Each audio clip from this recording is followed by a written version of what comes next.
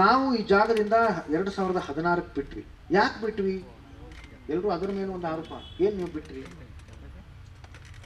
ಈ ಜಾಗದಲ್ಲಿ 6.5 ವರ್ಷ ನಾವು ಏನೇನೆಲ್ಲ ಮಾಡಿದ್ದೀವಿ, ಸಾಕಷ್ಟು ಸಂಘ ಸಂಸ್ಥೆಗಳ ಜೊತೆಯಲ್ಲಿ, ಅಭಿಮಾನಿಗಳ ಜೊತೆಯಲ್ಲಿ, ನಮ್ಮ ರಾಜ್ಯ ಸರ್ಕಾರದ ಜೊತೆಯಲ್ಲಿ, ಸರ್ಕಾರೇತರ ಸಂಸ್ಥೆಗಳ ಜೊತೆಯಲ್ಲಿ ಸಾಕಷ್ಟು ಸಮಾಜಮುಖಿ ಕೆಲಸಗಳನ್ನು ನಾವು ಮಾಡಿದ್ದೀವಿ. ಸಾಕಷ್ಟು ಸಮಾಜಮುಖಿ ಕೆಲಸಗಳನ್ನು ಮಾಡಿದ್ದೀವಿ. ಯಾಕೆ ಮಾಡಿದ್ದೀವಿ? ಅಭಿಮಾನಿಗಳು ಅಷ್ಟು ಸಂಖ್ಯೆಯಲ್ಲಿ ಸೇರ್ತಾರೆ, ಅವ್ರಿಗೇನಾದ್ರೂ ಒಂದು ಉಪಯೋಗ ಆಗಬೇಕು ಅನ್ನೋ ದೃಷ್ಟಿ.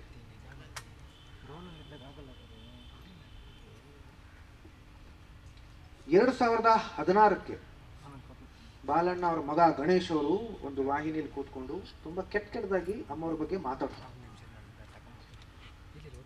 ಆಗ್ಲೇ ಅಷ್ಟೊಂದು ಪ್ರಯತ್ನಗಳನ್ನ ಮಾಡಿ, ಅಷ್ಟೊಂದು ಅವಮಾನಗಳನ್ನು ಸಹಿಸಿ, ಒಂದ್ಸಲ ಭಾರತಿ ಅಮ್ಮವರು ಒಂದು ಕಂಠೀರವ ಸ್ಟುಡಿಯೋನಲ್ಲಿ ಒಂದು ಮೀಟಿಂಗ್ ಆಯಿತು.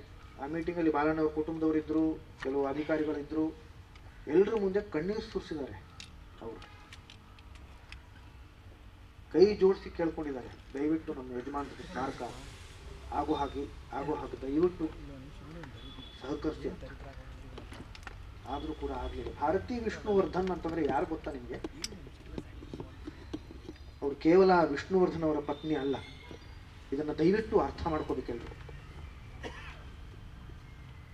ತುಂಬಾ ಹಿರಿಯರು ಆಕೆ. ಅಭಿಮಾನದಿಂದ ಹೇಳ್ತೀನಿ, ಅಪ್ಪ ಅವರು ಸೂಪರ್ ಸ್ಟಾರ್ ಆದ್ರು. ಅದಕ್ಕೂ ಮುಂಚೆ ಸೂಪರ್ ಸ್ಟಾರ್ ಇದ್ದವರು ಭಾರತಿ ವಿಷ್ಣುವರ್ಧನ್ ಅವರು, ಭಾರತೀಯವರು. ಇದನ್ನ ಅರ್ಥ ಮಾಡ್ಕೊಳ್ಳಿ. ಪಂಚಭಾಷಾ ನಟಿ, ಕಲಾ ಸರಸ್ವತಿ ಆಕೆ. ಯೋಚನೆ ಮಾಡಿ ಇದರ ಬಗ್ಗೆ. ಅವರಂಥ ಕಲಾವಿದರು ಇವತ್ತಿನ ಕಾಲದಲ್ಲಿ ಹುಟ್ಟೋದಕ್ಕೆ ಸಾಧ್ಯನೂ ಇಲ್ಲ. ಯಾವ್ಯಾವ ಭಾಷೆಗಳಲ್ಲಿ, ಯಾವ್ಯಾವ ಕಲಾವಿದರ ಜೊತೆಯಲ್ಲಿ, ಯಾವ್ಯಾವ ನಿರ್ದೇಶಕರ ಜೊತೆಯಲ್ಲಿ ಕೆಲಸ ಮಾಡಿದ್ದಾರೆ, ಸ್ವಲ್ಪ ತಿಳ್ಕೊಳ್ಳಿ ರಜಾ. ಅದನ್ನ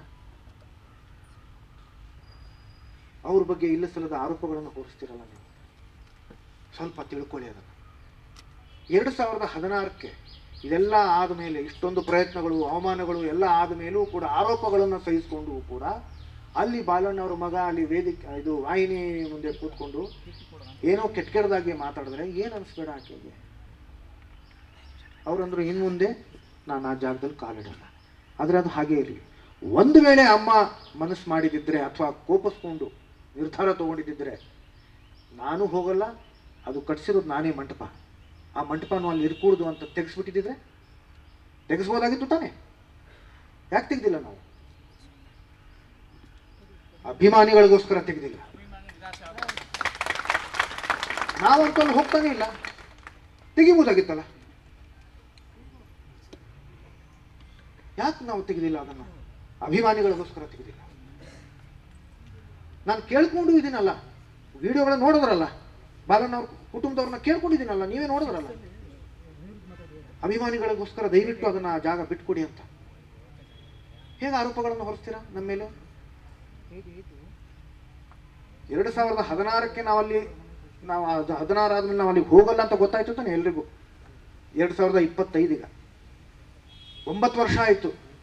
ಇದುವರೆಗೂ ಆ ಜಾಗ ಕೊಂಡುಕೊಂಡು ಯಾರು ಸ್ಮಾರಕ ಯಾಕೆ ಕಟ್ಟಿಲ್ಲ ಹೇಳಿ ನನಗೆ? 9 ವರ್ಷ ಬೇಕಾಯ್ತ ರಜಾ? ಯಾಕೆ ಕಟ್ಟಿಲ್ಲ ಹೇಳ್ರಪ್ಪ? 9 ವರ್ಷ ಬೇಕಾಯ್ತಾ? 3 ವರ್ಷಗಳ ಹಿಂದೆ ಅಭಿಮಾನಿಗಳು ನ್ಯಾಯಾಲಯಕ್ಕೆ ಹೋದ್ರು ತಾನೆ. ನಾವು ಯಾವುದೇ ದೃಷ್ಟಿಯಲ್ಲಿ ನ್ಯಾಯಾಲಯಕ್ಕೆ ಕೇಳ್ಕೊಳಕ್ಕಾಗಲ್ಲ. ನಮಗೆ ಇಲ್ಲೂ ಅವಕಾಶ ಮಾಡಿಕೊಡಿ, ಸರ್ಕಾರನೇ ನಮಗೆ ಸೂಚಿಸ್ತು.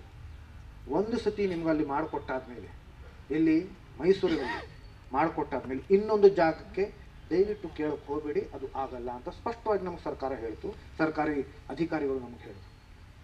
ಅದು ಸಹಜ ಕೂಡ.